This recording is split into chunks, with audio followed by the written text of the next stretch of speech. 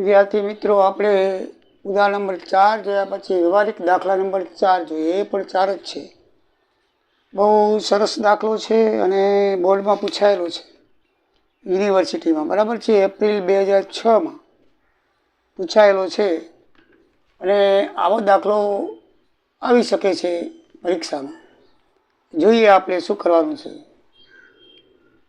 મિત્રો. તો આની અંદર નવી પુનઃસ્થાપના 20 લાખના ખર્ચે કરવામાં આવે છે. જૂનું કારખાનાનું મકાન હશે 8 લાખનું. 8 લાખનું મકાનની પુનઃસ્થાપના 20 લાખના ખર્ચે કરવામાં આવી. તો 20 લાખ એ હંમેશા મૂડી ખર્ચ થાય, તમને હવે ખ્યાલ છે. અને જૂનું આપણે જે કરશું એ મહેસૂલી ખર્ચ થાય. હવે તો આપણને બરાબર ખબર પડી ગઈ કે જૂનામાં આપણે મજૂરી કે માલ મિલકતનો વધારો કે જે કંઈ ઉમેરીએ જૂની કિંમતમાં, તો એ મહેસૂલી કિંમત કહેવાય.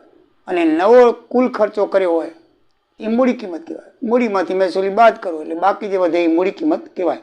એટલે આ જે ટોટલ ખર્ચ કર્યું ને એમાં કેટલો મૂડી ખર્ચ અને કેટલો મહેસૂલી ખર્ચ છે એના જ આ દાખલા છે. એટલે 20 લાખ એને ખર્ચ કર્યો તો એમાં કેટલો મહેસૂલી ખર્ચ ગણવો અને કેટલો મૂડી ખર્ચ ગણવો. તો નવો જે ખર્ચ થયો, નવું બનાવવામાં જે ખર્ચ થયો, નવું બનાવવામાં જે જૂનો માલ હતો, જૂનું કારખાનું હતું કે જૂનું હતું, એને નવીનીકરણ કર્યું, એમાં 9,12,000 વપરાણા, બરાબર છે. અને આખો ખર્ચ કર્યો 20 લાખનો. કેટલો કર્યો? 20 લાખનો. તો 20 લાખમાંથી 9,12,000 બાદ કરો, 10,88,000. એ તમારો શું આવ્યો? મૂડી ખર્ચ. અને મહેસૂલી ખર્ચમાંથી આપણે માલ સામાનને જૂના માલનો ઉપયોગી બાદ કરીએ એટલે આવી ગયો મહેસૂલી ખર્ચ. આ જ થિયરી મગજમાં રાખવાની. જૂનો માલ સામાનમાં વધારો ઉમેરીએ એટલે આવે મહેસૂલી ખર્ચ. આ આવ્યો મહેસૂલી ખર્ચ ચોખ્ખો નહીં, બરાબર ને. ચોખ્ખો મહેસૂલી ખર્ચ ક્યારે થાય કે એમાંથી આ બે વસ્તુ બાદ થાય ત્યારે. આપેલી હોય તો, ના આપેલી હોય તો નહીં, બરાબર છે. તમને એમ થાય કે આગલા દાખલામાં આ બાદ કેમ ન કર્યું, પણ એમાં આમ નોંધ દ્વારા દર્શાવવાનું હતું એટલે બાદ ન કર્યું.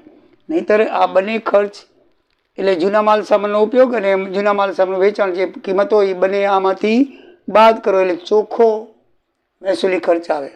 અને ટોટલ કરેલી ખર્ચની અંદર મહેસૂલી ખર્ચ બાદ કરો એટલે ચોખ્ખો મૂડી ખર્ચ આવે. આ તમારો દાખલાનો જવાબ થાય. હવે આપણે કેમ થયો આ 9,12,000 એ આપણે વિચારીએ. તો મિત્રો, પહેલાં તો આપણને લખ્યું છે 8 લાખ ખર્ચ, તો એનું પ્રમાણ આપ્યું છે. જો મજૂરી, અન્ય ખર્ચ અને માલ સામાન, આ ત્રણેયનું જૂનું પ્રમાણ છે. તો જ્યારે આવું પ્રમાણ આપેલું હોય ને ત્યારે જૂના ખર્ચને તમારી પ્રમાણ વેચી નાખવાનું કે માલ સામાન આટલો, મજૂરી આટલો, અન્ય આટલો. કારણ કે એને જ્યારે ખર્ચ કર્યો ને ત્યારે માલ સામાનના 5%, મજૂરીના 3% અને અન્ય ખર્ચ 2% પ્રમાણે કર્યો હતો. એટલે 8 લાખને આપણે એ પ્રમાણે વેચી નાખીએ તો માલ સામાન એને આટલા ખર્ચા, મજૂરીને આટલા ખર્ચા અને અન્યને આટલા ખર્ચા એમ ખબર પડી જાય, બરાબર. તો હવે નવું બાંધકામ કરાયું એને, તો એમાં એને કિંમત નથી આપી પણ ટકાવારી આપી છે કે ભાઈ માલ સામાનમાં છે ને 20%નો વધારો થયો, મજૂરીમાં છે ને 10%નો વધારો થયો અને અન્ય ખર્ચમાં છે ને 2%નો વધારો થયો. 5%નો, સોરી, કેટલા ટકાનો? 5, 20, 10 ને 5%નો વધારો થયો. તો આપણને કાંઈ વાંધો નહીં, આપણને શોધતા આવડે છે. એ ભલે ગમે એમ આપે, બરાબર ને. એ આમ આપણને એને 8 લાખ નથી આપ્યા ડાયરેક્ટ સીધા, એને માલ સામાન, મજૂરી અન્ય ખર્ચમાં આપ્યું, બરાબર. તો આપણે 8 લાખ આપ્યા પણ એમાં પછી એને પાછી મૂડી વધારામાં શું કર્યું? 20, 10, 5% વધારો થયો. આમ 10% વધારો કે 20% વધારો આપી દીધો તો આપણે 8 લાખના 10% ઉમેરીને આપણે મહેસૂલી ખર્ચ કરી શકીએ. પણ એને 3 પ્રકારના ખર્ચાના ટકા આપ્યા છે. તો આપણે મૂળ કિંમતને 3%માં વેચવી પડે. માલ સામાનમાં, મજૂરીને અન્ય એનું જે પ્રમાણ આપ્યું છે એમાં એમ કહે છે કે માલ સામાનમાં 20%, તો આના 20% 80,000 થાય, 4 લાખ. પછી એમ કહે છે કે 10% મજૂરી, તો આના 10% 24,000, 1 મીંડું કાઢી નાખો, બરાબર. આમાં 1 મીંડું ઉમેરીને 2 વડે ગુણી નાખો, 4 દુ 80, 10% આવે, 10, 4, 40,000, 80,000. અને આમાં 5%, તો 1 મીંડું કાઢી નાખો એટલે 16,000, 5% એટલે 8,000, 10% 16,000 થાય એટલે ડાયરેક્ટ સીધા આવી 8,000, 80,000, 24,000 ને 8,000. એ તો એ મેં તમને શીખવાડ્યું, 1 મીંડું કાઢી નાખો એટલે 10% થઈ જાય. આના 10% એટલે 40,000, 20% એટલે 80,000, આના 10% એટલે 24,000 અને આના 10% 16,000, પણ 5% લેવાના, 16 અડધા 8,000 થઈ ગયા. હવે આ બેનું ટોટલ મારો એટલે આપણે માલ સામાનમાં 4,80,000 ખર્ચો થયો, મજૂરીના 2,64,000 અને અન્યમાં 1,68,000. ત્રણેયનું મારું ટોટલ તો 9,12,000 રૂપિયા. આ ત્રણેયનું ટોટલ 9,12,000 રૂપિયા મહેસૂલી ખર્ચ આવ્યો. આમાં પણ એમ આપી દીધું ને 8 લાખ રૂપિયા જૂનો ખર્ચ આપી દીધો તો 10%નો વધારો થયો તો આપણે સીધા ડાયરેક્ટ 10% કરી નાખત. પણ ઘણી વખત એ લોકો આ રીતે અલગ અલગ ખર્ચાના અલગ અલગ ટકાવારી આપે છે. તો આપણે જે મૂળ કિંમત છે જૂની એને આપણે ટકાવારી પ્રમાણે વેચી નાખવાની, જે જૂનો ટકાવારી અને એ પ્રમાણે પછી એના 2% કીધા હોય એટલે ઉમેરી દેવાના અને પછી એનું મારવાનું ટોટલ તો આવી જશે મહેસૂલી ખર્ચ. સમજાઈ ગયું મિત્રો? પછી એટલે 9,12,000 ક્યાંથી આવ્યા એ હવે તમને ખબર પડી ગઈ. આજે એનું ટોટલ મારી નાખ્યું એ ટોટલ આખું 9,12,000 થયું. અને સ્થાપનાની કિંમત તો લખી નાખી છે 20 લાખ રૂપિયા એટલે 20 લાખ. તો 9,12,000 આપણે બાદ કરી નાખશું તો તમારો જવાબ 10,88,000 મૂડી ખર્ચ આવી ગયો. અને ચોખ્ખો મહેસૂલી ખર્ચમાં માલ સામાનનો ઉપયોગ કર્યો છે જૂની નવા મકાન બાંધકામમાં જૂના માલનો ઉપયોગ કર્યો છે 6 લાખ રૂપિયા, 60,000 અને જૂના માલ સામાનનું વેચાણ પણ 12,000 આવ્યું છે. તો એ બાદ કરી નાખી તો 8,40,000 રૂપિયા શું આવ્યું કહેવાય? મહેસૂલી ખર્ચ આવ્યો કહેવાય. હવે આમાં કંઈ છે અઘરું નથી મિત્રો, એકદમ સહેલું છે ને? તો પછી ચાલો હવે આપણે આમ નોંધ કરીએ. બરાબર છે? તો આમ નોંધ તમને ખબર છે કે પહેલી આપણે પુનઃસ્થાપનાની જે ખર્ચા કર્યા છે એની થાય. બરાબર છે? તો આ મૂડી ખર્ચ નવા કારખાના ખાતે મૂડી ખર્ચ 10,88,000 પહેલી આમ નોંધ આની જ બને, આ બેની. બરાબર? 10ની નાની, આ બેની 10 નાની. કેટલા મૂડી ખર્ચ લઈ ગયા અને કેટલા બેંક ખાતે લઈ ગયા? મહેસૂલી ખર્ચ, મૂડી ખર્ચ ને મહેસૂલી ખર્ચનું ટોટલ ખર્ચ કહેવાય. કારણ કે જે ટોટલ ખર્ચ જે થયું હતું 20 લાખનું, એ 20 લાખની અંદર કેટલો મહેસૂલી ખર્ચ આવ્યો, કેટલો મૂડી ખર્ચ આવ્યો? તો મૂડી ખર્ચ આવ્યો 10,88,000, મહેસૂલી આવ્યો 9,12,000 આ લેવાનું. એટલે આપણે બેનું ટોટલ 20 લાખ બેંક ખાતે ઉધારી નાખવાનું. એટલે આપણે એક નવા કારખાના ખાતે 10,88,000 લેશું મૂડી ખર્ચ. પુનઃસ્થાપના ખાતે હંમેશા 9,12,000 મહેસૂલી ખર્ચ પુનઃસ્થાપના ખાતે લઈ જવાનો હોય, આપણે ઇન્ટ્રોડક્શનમાં જોઈ ગયા છીએ. એટલે એ પુનઃસ્થાપના ખાતે ઉધાર 9,12,000, બધી રકમ જે ટોટલ ખર્ચ કર્યો બેંક ખાતે 20 લાખ રૂપિયા થાય.